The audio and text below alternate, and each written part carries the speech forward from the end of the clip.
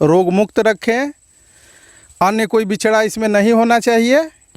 इसके साथ ही बाकी सब टेक्निकल सपोर्ट एनएससी आपको ज़रूर देगा, वो दवाई से लेके और फर्टिलाइज़र तक।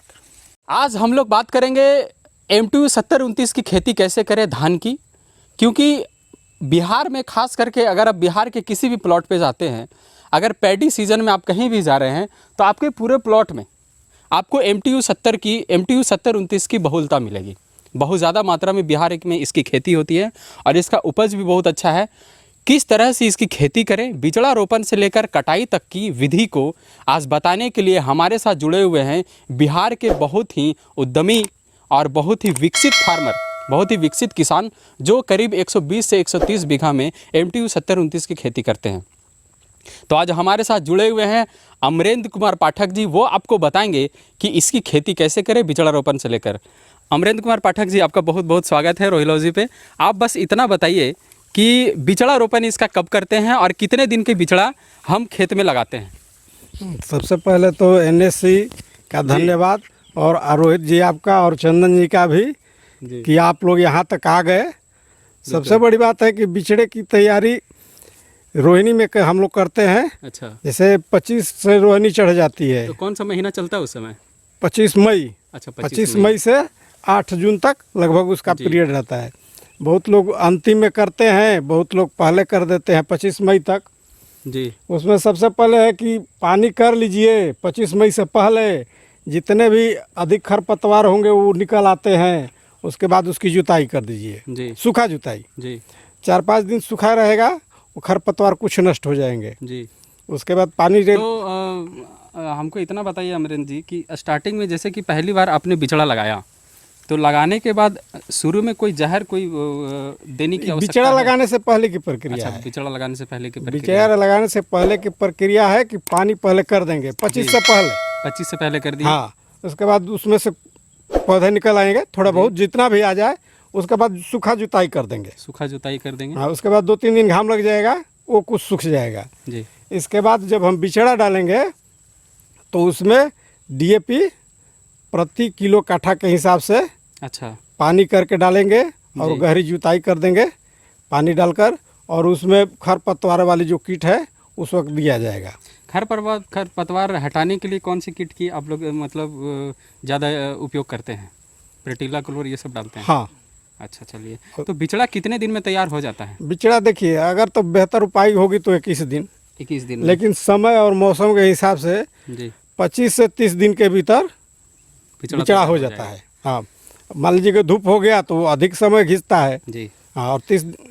अब बिचड़ा तैयार हो गया। अब बिचड़े के बाद है कि इस धान को जब हम लोग ट्रांसप्लांटिंग करते हैं, मतलब कि दूसरे खेत में जब इसको लगाते हैं, तो उस समय क्या सावधानी बरतनी है और दूरियां आप लोग कितना रखते हैं एक धान से दूसरे धान के बीच? देखिए, दूरिया की सवाल है तो वो लगभग 5-6 इंच 5-6 हम लोग रखते हैं। बिल्कुल।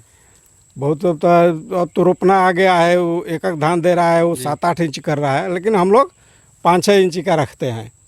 तो पहली बार जैसे आपने रोपनी कर दी, उसके बाद पहली बार आप फर्टिलाइजर जैसे यूरिया है, DAP है, मोपी, ये सब कब देते हैं आप? पहली बार तो जुताई ही रोपने के पहले ही दे देते हैं। अच्छा, पहले ही दे दिए। कादो जो करते हैं उसी में हम लोग DAP दे देते हैं। बीघा के हिसाब से कैसे आप लोग फर्टिलाइजर डोज कैसे डालते हैं? 30 केजी। 30 केजी। हाँ, 30 केजी DAP DAP। और यूरिया कितना अब देते हैं? उस वक्त कुछ नहीं दिया जाएगा। अच्छा, उस समय नहीं दिया जाएगा जी। फिर उसके बाद रोपाई हो जाएगी जी। रोपनी के बाद अब उसमें देखना ये है कि अब तो पहले तो 3-4 पौधे रोपे जाते थे, लेकिन अब आ गया कि एक पौधा रोपा जा रहा है, एक ही जी या 2। अच्छा, उस वक्त पानी का ख्याल रखना है। बिल्कुल। पानी अधिक भी नहीं रहना चाहिए और पानी कम भी नहीं रहना चाहिए। उसका एक उपाय है कि पानी करते जाइए और 2 दिन में निकाल दीजिए, नहीं तो धूप हो जाएगा तो पौधा गलक जाता है। अच्छा, गलने लगेगा और समाप्त हो जाता है। तो यूरिया आप फिर कितने दिन के बाद डालते हैं? यूरिया लगभग 25 दिन के बाद। 25 दिन के बाद। हाँ। एक बीघा में कितना यूरिया देंगे? ये टोटल तो लगभग 35-40 किलो। 35-40 किलो एक बीघा में? 40 किलो लगभग टोटल। तो एक बार में यूरिया कितना दिया जाता है? एक बार में 25 डोज डालते हैं आप लोग? एक बार में 25 किलो। अच्छा, एक बार में 25 किलो। रोपनी के 30 दिन के बाद निकाई गुड़ाई कर देंगे। अच्छा, 30 दिन के बाद? हाँ, उसके बाद उसमें डाल देंगे और उसी वक्त थोड़ा पोटास दे देते हैं।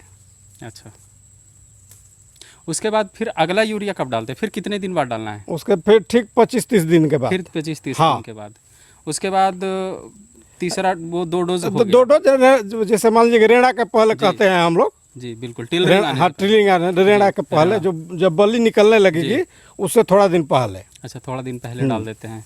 उसके बाद में फिर यूरिया डालने की नहीं, जरूरत है? अब उसके बाद यूरिया नहीं। सफिशिएंट? हाँ, ऑन एन एवरेज आप लोग 50 किलो यूरिया एक बीघा में हाँ, दे हाँ। देते हैं। एक अब बीघा मान में- लीजिए कोई इसमें कमजोर हुआ, मजबूत हुआ धान, उसके हिसाब से बढ़ घट जाएगा। तो इसमें जैसे कि पहला रेड़ा आना कितना दिन के बाद शुरू हो जाता है? ये लगभग 60-70 दिन के लगभग। अच्छा, 70 दिन के बाद रेड़ा आना शुरू हो जाता है। तो रेड़ा आने के बाद फिर इसके पकने में कितना समय लगता है? ये तो 30-35 दिन, 30-35 दिन में फिर 130-35 दिन में। मतलब जैसे ही आप रोपनी किए, रोपनी के 120 से 30 दिन के अंदर हाँ, पकना शुरू हो जाएगा। हाँ।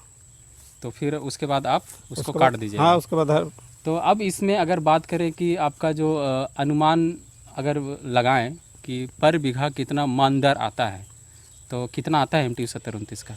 इसका मंदर तो देखिए, अगर मौसम ठीक रहा और जी। पानी नहर का उपलब्ध रहा जी, तब तो 20 क्विंटल, 20 कुंटल दे मिनिमम 15 क्विंटल, मिनिमम 15 इसी के बीच में। अब प्रति मौसम, बीघा। हाँ, प्रति बीघा के हिसाब से इसी के बीच में रहेगा।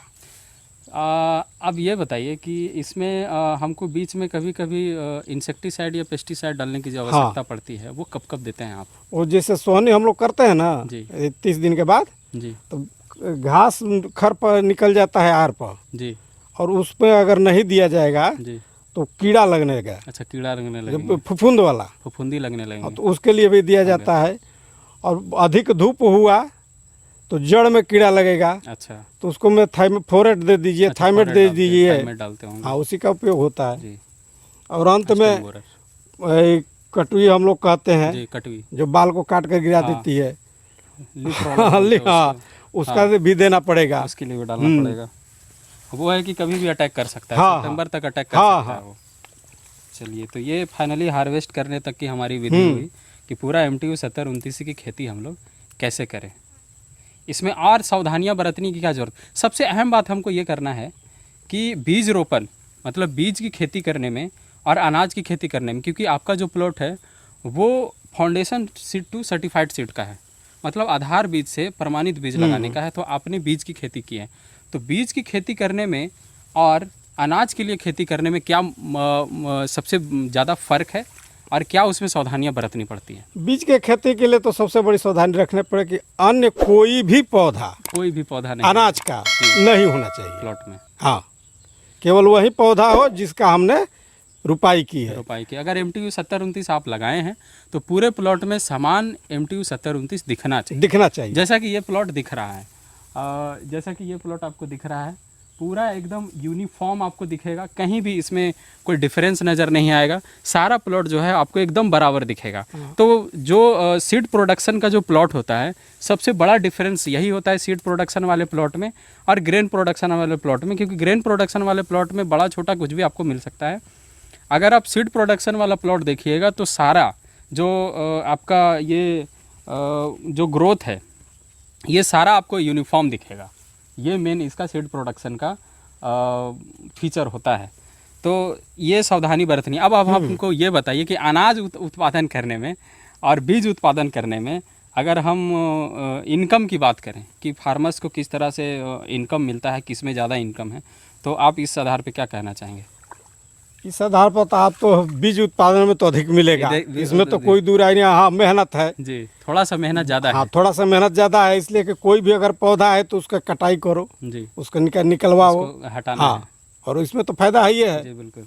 आखिर तो आप किसान किसानों को क्या राय देना चाहेंगे? बीज उत्पादन उन लोग करें या अनाज का उत्पादन करें? असल में बीज का उत्पादन करें, असल में बीज का इसलिए कि उत्पादन कहीं करें। भी जाएगा तो किसी किसान के पास जाएगा। अगर सब लोग करेंगे तो सबसे बड़ी बात है कि किसान को शुद्ध बीज मिलेगा, जी बिल्कुल। और यही समस्या है।